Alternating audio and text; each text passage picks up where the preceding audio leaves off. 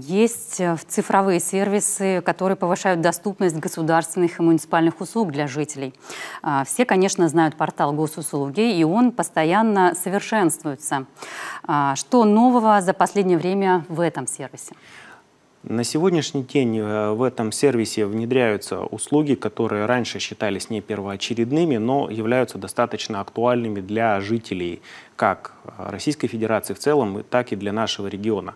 Одной из последних услуг, которая находится на стадии внедрения, это получение единого охотничьего билета федерального образца. Для лесной республики, где очень много охотников, это достаточно актуальная услуга.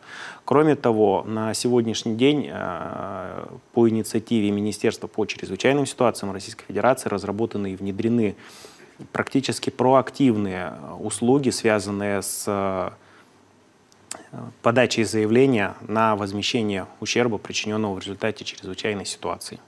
Когда жителям не надо больше обращаться за справками, подтверждающими документами, достаточно подать соответствующее заявление в электронном виде, и оно будет отработано органом государственной власти.